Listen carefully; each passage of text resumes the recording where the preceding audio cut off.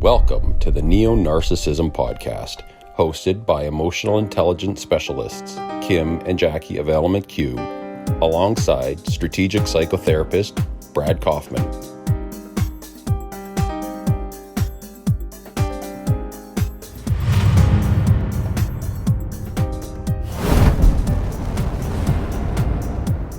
I call them one-uppers.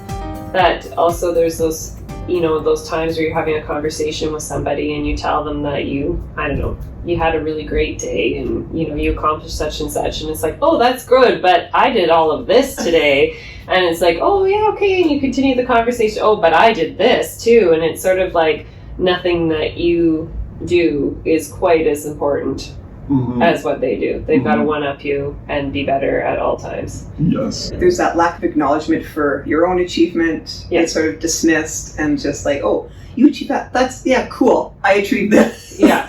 Oh, you did? Oh, but I did. Yeah. Yeah. I get it. Yeah. The narcissist experience does not negate your experience as being legitimate and meaningful. So then they end up hijacking this thing, as you say, with their narcissistic narrative and with their grandiose narratives. Everything feels exaggerated. Rules don't apply to their grandiose sense of self as well.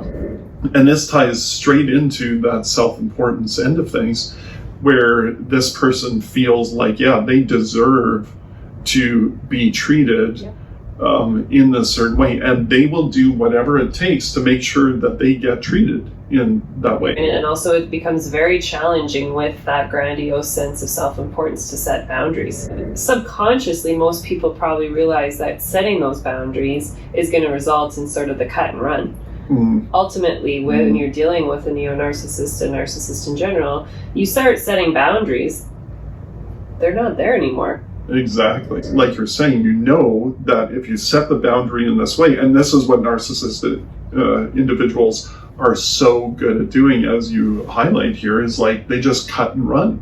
It's like they don't want to do the hard work, and do they really value the relationship anyways, or what the perceived relationship is? It's like, it's crazy how they can just turn on a dime and disappear, and you feel like, apparently I'm the only one that values this or valued this, right? But I think too that goes back to the grandiose sense of self, that you set a boundary to try to do something that's healthy for you, but in cutting and run they're saying, nope, sorry, I don't respect you or your boundaries. I'm more important than all of that because you will not continue to play this role with me. I'm done with you. Nobody wins when narcissism is present. Even the person that has the traits and the tendencies and the personality, they don't win either. And we're back. And we have all sorts more topics on narcissism to talk about. So we're going to jump right in today. Yeah. So basically what we're going to do here over the next few episodes is we're just going to focus on the specific traits of narcissism and the 9 criteria particularly. And what we're going to do is we're just going to focus on one at a time for the next few episodes, just to do a little bit of a deeper dive into each one. So on this episode, we're jumping into trait number 1, or criteria characteristic number 1, which is basically the narcissist has a grandiose sense of self-importance. So, this is going to be a really interesting. Do they ever? Yeah. This one, I think this is one of those that I think most of us can sort of identify it when it's really sort of bigger, louder, like in bigger examples of it. Absolute extreme grandiosity.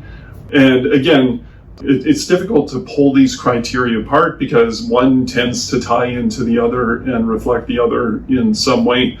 Neonarcissism is like the extreme of the extreme, where you get that comorbidity or the other type of DSM diagnostic disorders being prevalent as well alongside it. So, but what we're looking at right now is just kind of the typical traits. So I think we've all potentially at least witnessed, whether it be in our own lives or in media, this exaggerated self-importance, the exaggeration of achievements. So sometimes people see this, obviously a lot of work, right? Of somebody really taking more credit than maybe what they've contributed to, and build themselves up to appear like they contribute more. This office would never run without me kind of attitude, right? So those are like really big, I think, louder expressions of that grandiosity. Mm-hmm. I call them one-uppers.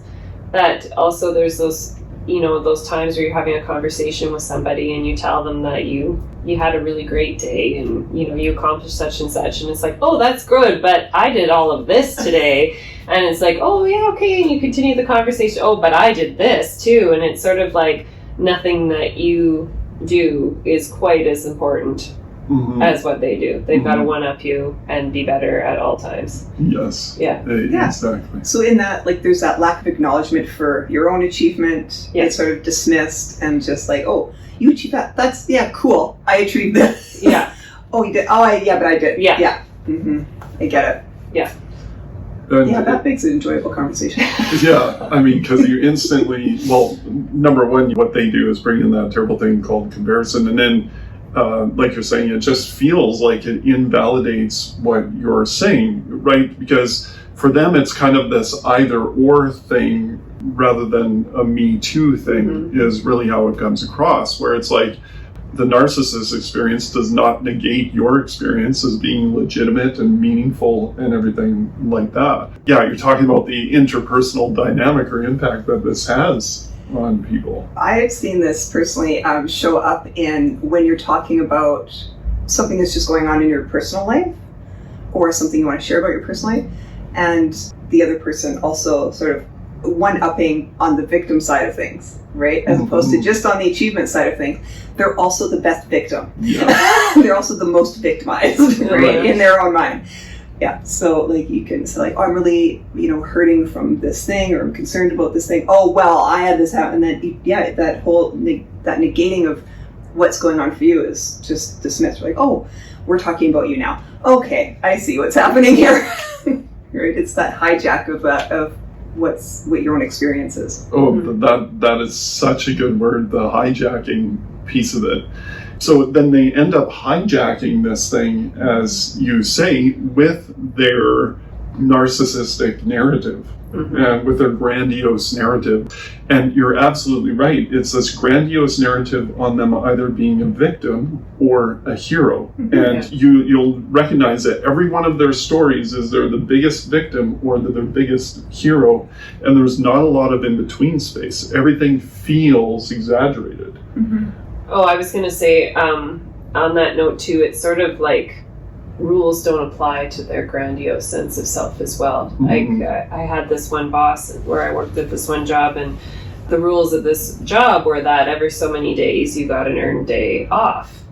And I reported not to her, but to a different boss, but she felt I reported under her. And even though I was entitled to take these days off, she said, no, that's not how things work in my department. The rules don't apply here. So, it's... You comply and follow how I want to because I'm important and my rules are more important than what the actual rules are. Yeah. So again, it just functions according to their narrative or their fantasy or their interpretation of the world. And it's amazing what they can get away with. Yes. And then through, like you're talking about, comply and conform, and they set all the rules, and then you think that you kind of learn to play the game, and all of a sudden they drop a new rule on you that you didn't see coming. Yes. It's just a really tricky place to be. So keep you on your toes. Yeah. With all of it, but you keep you on your toes. Yeah, they definitely do. So then in terms of that, like you're saying, not only is it this self-importance, but it's this grandiosity that goes beyond the typical reality. Let's chat a little bit about like a subtler version of this, because I was thinking about this idea of like narcissists also being the best victim, or whatever, however they want to sort of frame that up. That can happen in really subtle ways too, because if you're approaching something, you're like, oh, I'm just feeling anxious about this thing or worried about this thing, and they share also they're worried about maybe the same thing but more worried, or a different thing and more worried. It can start to convince yourself, be like, oh, that does seem bigger, that does seem more important. So then you give way of kindness to have that conversation.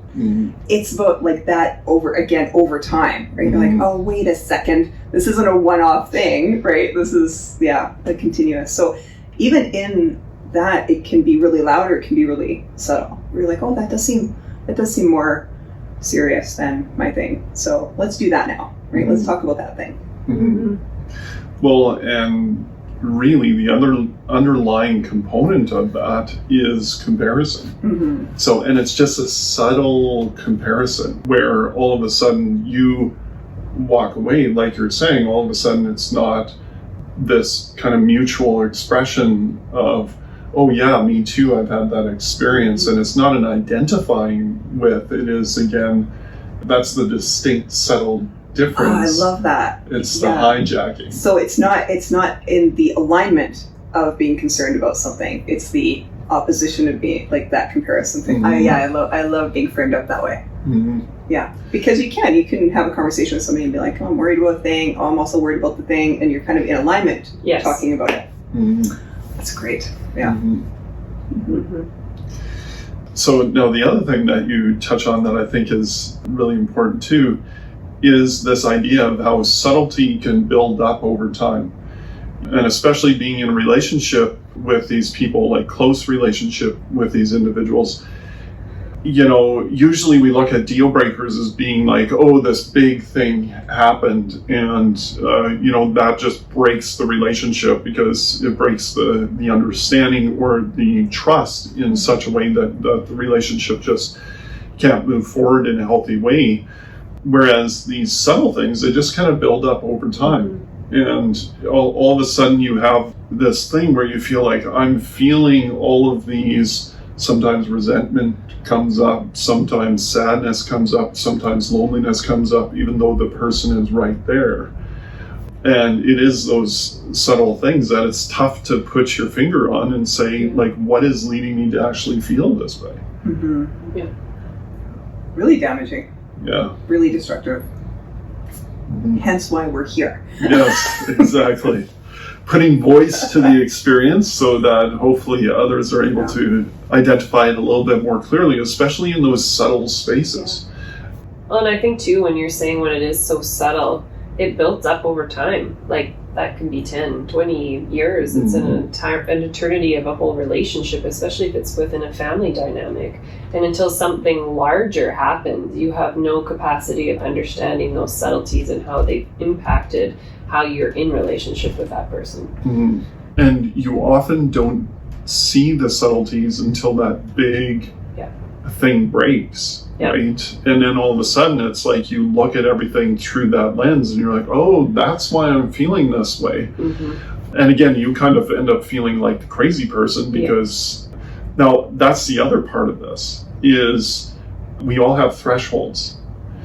Even if we're the most tolerant person in the world, at some point with these subtle violations, and this is where I talk about the difference between major violations and minor violations. We can all identify major violations where somebody's like ripping into you and being very demeaning and you know, intentionally attacking you, versus these more subtle things that are truly minor violations, and they do build up over time.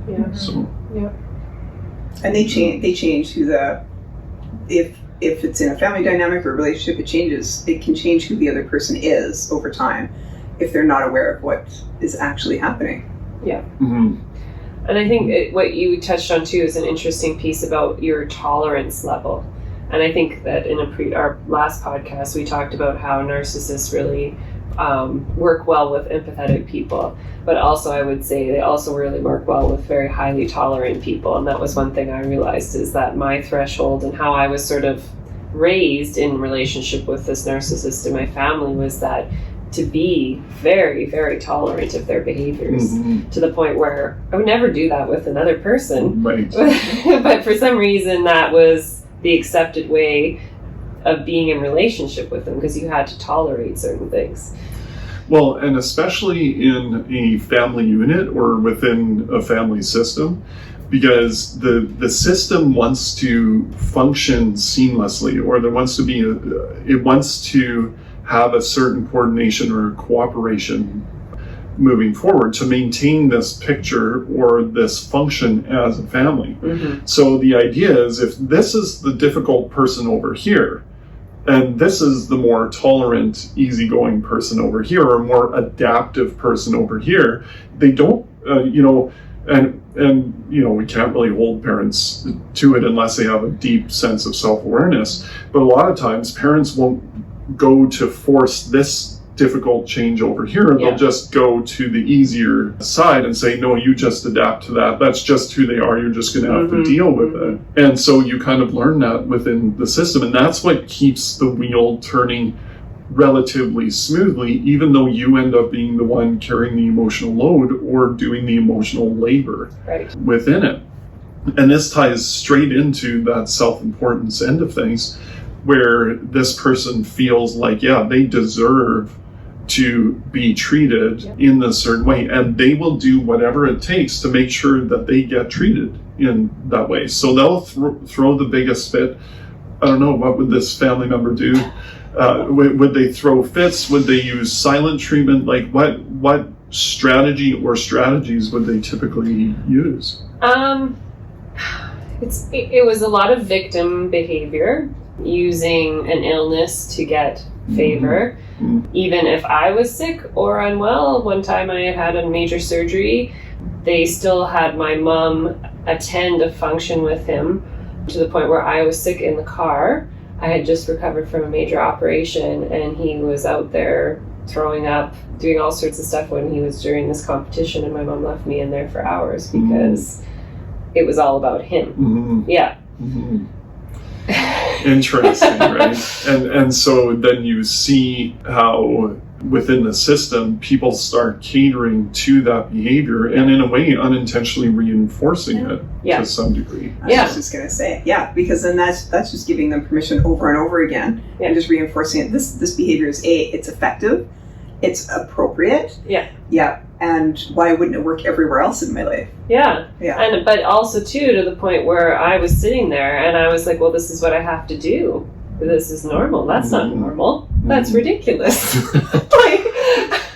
But when you're in it, and that's like you said, that's the dynamic of the family, and that's how it's been set up as the tolerant individual in the family. I was like, okay, I guess this is what I have to do, even though I just had a major operation, right? Like it happens, and you don't even realize you're in it. And it's taking the path of least resistance, right? As a parent, right? Taking the path of least resistance. Again, giving way to parents because they don't know, or not recognizing that that's what's happening, and choosing to and reinforce that. You have, if you have one or more than one child, and one's behaving in that way, you're trying to, you're trying to please both. You're trying to, and one is going to have a much bigger and more out of control response. So you lean there because that's going to be harder to clean up later, right? Than leaning towards a more appropriate response, a more appropriate reaction. Yeah. And I think what just becomes habit, and like you said, until something big happens, you don't know you're in it. And also it becomes very challenging with that grandiose sense of self-importance to set boundaries. How do you set boundaries even with that, right? Like with somebody like that? Well, and like you're saying, potentially the boundaries are frowned upon. So even if you set boundaries, especially within a family system, the system is going to break down the boundaries. And typically how we think about it is like a family system, if everybody's playing their expected role properly, the tire runs really smoothly. But as soon as you go to set a boundary, it's like changing the weight, the balance weight on that tire to a different position, and the thing starts to wobble.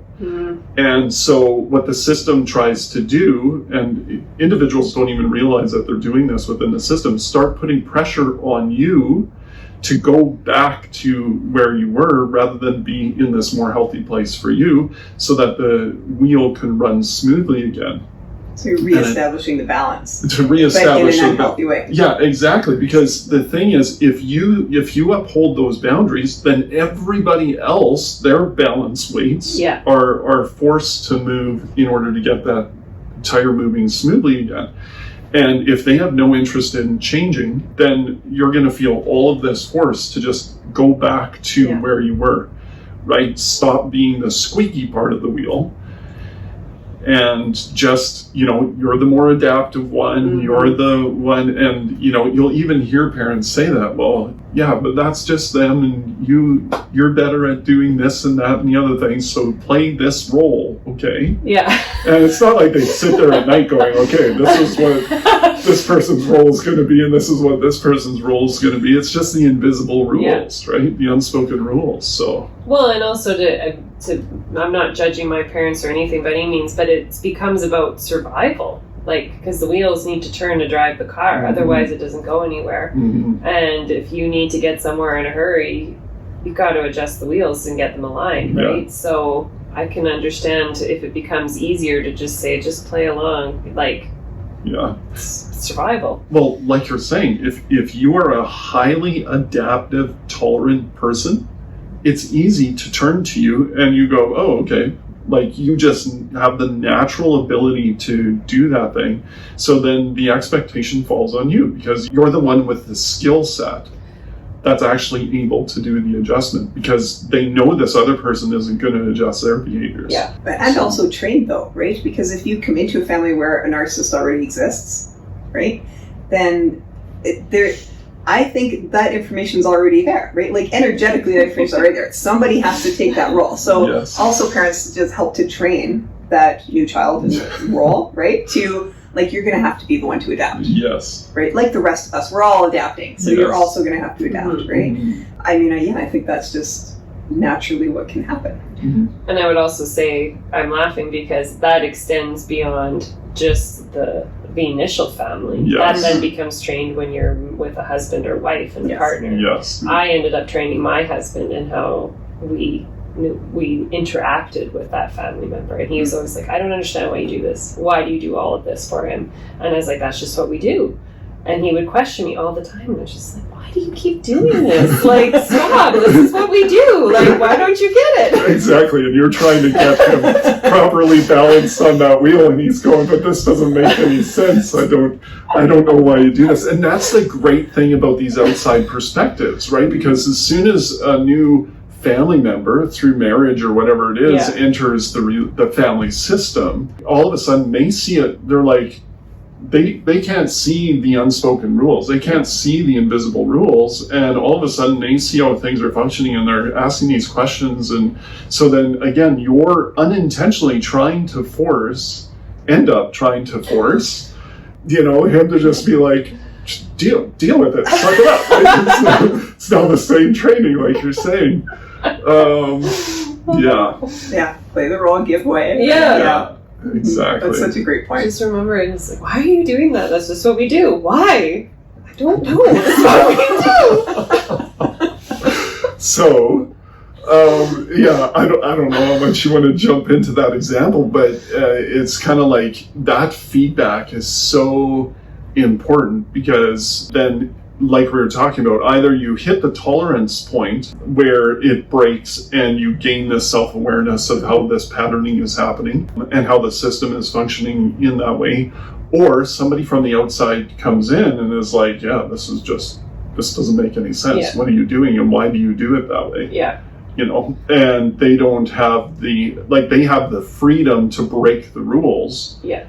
Because they don't understand why the rules are there in the first place. Except to say that when you were saying that in my head, I was like, as you're saying that, I'm like, it was more, well, we do it this way, and it was just, he just doesn't understand. He doesn't get what our life was like with him and what we had to do to get to this point, like, he just doesn't get it. He doesn't understand. That was sort of my justification until, as you said, the event took place. And then I was like, oh, he understood the whole time, and I was the one who didn't understand. It's a tough pill to swallow. But with some grace that he didn't have 20 years of training on that either, exactly. right? His fresh eyes, fresh perspective, right? Mm-hmm. So. Yeah, that's a really good way to say it. Yeah. Yeah, it doesn't have the same training program. And so that's where we can end up beating ourselves up to some degree for maintaining that compliance and conformance and that adaptation towards the less healthy way of doing things, but kind of having the consideration for yourself and the grace for yourself to understand, you know, really how you got pulled into that and how it was conditioned, it was trained. Yeah. Right? So. Yeah. You didn't even really choose it. No. Too young to even choose that behavior. Yeah, and it's just about survival when you're little, I think, right? You're just trying to do what you can to get the wheels going. That's I think that's such a great analogy, and I hope a lot of people can relate to that because I think you can have more compassion with yourself when you're seeing it that way, that you're just trying to get the wheels going to keep moving forward. Yeah, to keep things running smoothly, because to correct and rebalance, it is extreme amount of work for everybody. And all of a sudden, all of the ideals and the way that a family should function gets put at risk by changing things in that way. So it's one big reason why people don't do it, and it's extremely inconvenient, right? When you have, you know, this person freaking out or throwing a tantrum over here, well, that's interrupting Christmas, or it's interrupting other special event, or it's, you know, doing any of these types of things. So and I think too, this is something we'll probably talk about more in another podcast, but subconsciously most people probably realize that setting those boundaries is going to result in sort of the cut and run.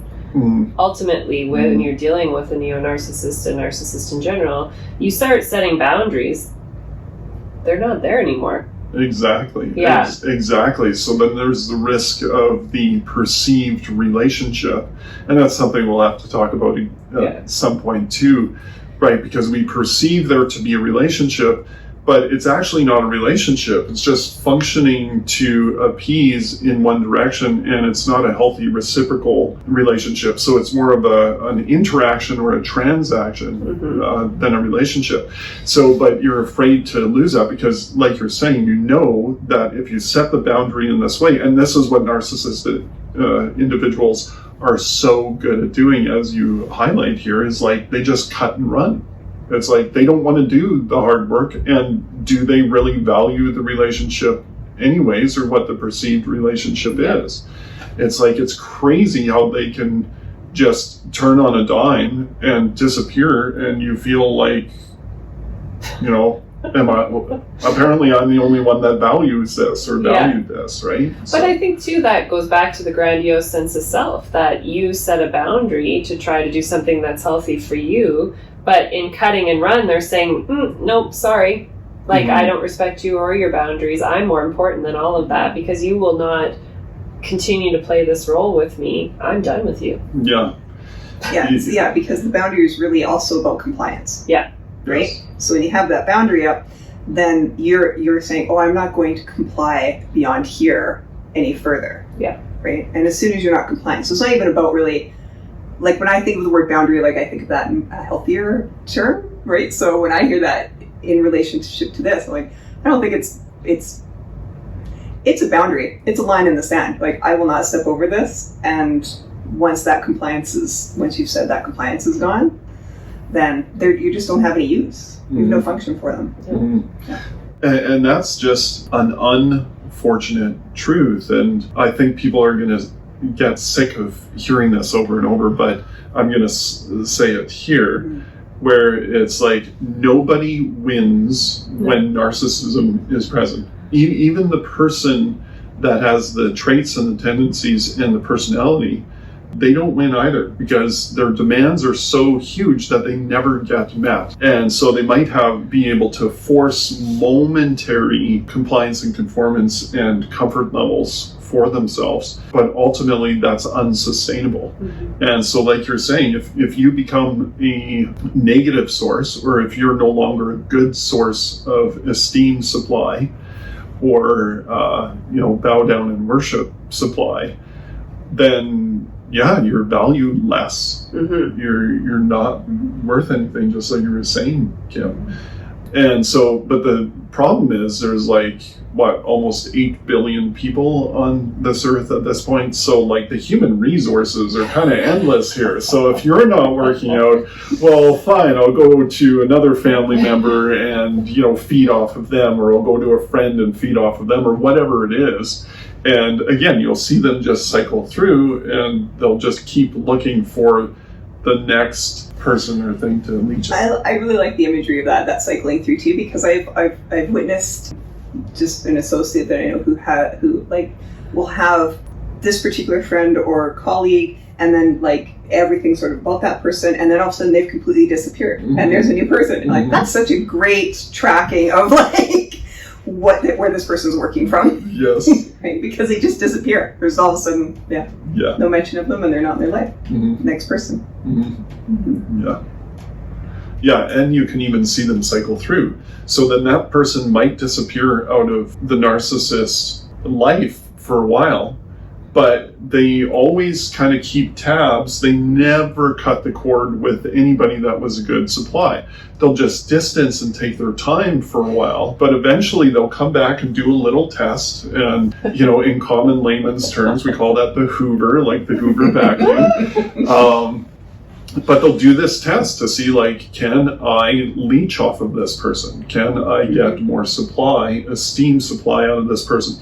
Can this person make me feel important? Can this person measure up to this level of supply that I'm looking for? So, So challenging. So now, jumping back a little bit, when you talk about the subtleties, they will subtly exaggerate basically everything. And this is where we go back to this idea of the narcissistic narrative. And I don't think enough people are talking about the narcissistic narrative, this idea that runs through their head, or the story that is supposed to play out in a certain way. And what they're really good at doing is they're good at taking an element of truth. And so there's at least a little bit of basis of truth, but now all of a sudden they're adding flair to the story. The fish is this big. Oh yeah. Right, and then that's where you get the one-upmanship and all of that type of stuff too. But it's you're absolutely right. They exaggerate everything. They'll claim something huge, and they'll just build this story around it where it's but that's not even true, But again, this is where I think that narcissistic narrative, like I'm saying, I don't think enough people are talking about it. And I'm sure we'll continue to kind of stress the importance of recognizing the narcissistic narrative that exists there, and how they are forcing everybody around them to fit their narrative. Other layman's terms around this is life is a stage to them, and their central character number one, and everybody is supposed to comply and conform in this certain way for their story to go a certain way according to their narcissistic narrative. So I remember watching a documentary years ago on this cult, and this cult leader was exactly that. And over time, it got more and more extreme and just absurd. And he built up this commune, and then they built this stage where literally he was the center of the stage. Everybody was worshiping him.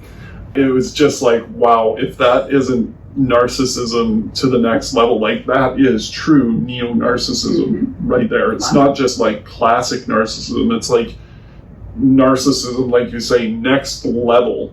That's the perfect depiction of what this grandiosity and self-importance is all about. Now, there's one other thing that I think we should touch on here is not all narcissists will come forward in a very overt, grandiose way. They'll be more covert about it, kind of like you're talking about. They'll use more subtle strategies. Whereas, you do get some grandiose behaviors where people will walk in a room and they'll just demand with this certain voice that somebody act a certain way and everybody better jump or else, right? That's the other side of it. So this is why I think it's really good to look at this through that lens that you're talking about, to see that there's really these subtle things that are minor violations that can build up over time versus these major violations where somebody is just like outright demanding and violating. Yeah. For sure. And I think those covert ones, I think, are far more damaging than the overt, because sometimes an overt narcissist can walk into a room and everybody knows. They know exactly, like, okay, we get the deal with this person, and they never really fully invest with them. They just kind of like let them play their game a little bit. Yeah. You know, I only have to have this one evening with this person, and then they move on. But we can that's the interaction. That's the interaction side of it. Mm-hmm. Right? So you can kind of have like those overt ones, which I think are more sort of easy to identify sometimes if you have some sort of awareness of what that looks like. But the covert side of things, that can keep you in that sort of the confusion that creates that off balance for a long time before you start to recognize what's really happening. Yeah. Because it so subtly turns the ship to you feeling like, oh, I'm a horrible person. I have all of these flaws and things wrong with me that, you know, I can't figure out how to be in this relationship or in this interaction, right? And so then there's sort of like really invasive damage that can happen there. And that's a really good point, because it's easier to get pulled into a relationship, a deeper investment with those that are more covert, because it's so much more subtle. Yeah. And up front, you don't pick up on those subtleties, and quite frankly, they probably aren't using them on you right up front. That's right. Right? Yeah. And so then, like you're saying, it's safer to run into a grandiose narcissist where it's like, wow, that person is just too much. I'll interact and be cordial with that person, but I'm not going to, you know, open my heart up or become too vulnerable with that person. When all of a sudden, like you're talking about here, these other individuals that are on the spectrum, that becomes really tricky and really dangerous over time. Yeah. It would be great to hear from some of our listeners about this topic as well. And if there's certain things that you feel that we may have missed in our discussion here, I'm sure we have, because of course this stuff is so loaded. Feel free to leave some comments and we'd be happy to respond to you regarding that. Who knows, it might turn into a whole other episode in and of itself. So yeah, that'd be great. Even if you're having interactions and you're not sure, right? If this is leaning towards narcissism, let's hear about that. We can have a further conversation about it. And two, it's the idea of how do you identify if somebody is within this space of grandiosity and self-importance, and like we've kind of drawn out already, there's these comparisons, there's the expectations of compliance and conformance, and if you don't comply and conform, you're going to be punished in some way. It's typically psychological or emotional, mental type punishment. Even the way that you talked about it, just like a stealing of attention away from you when you literally were in a critical moment where you needed attention, and the theft of that.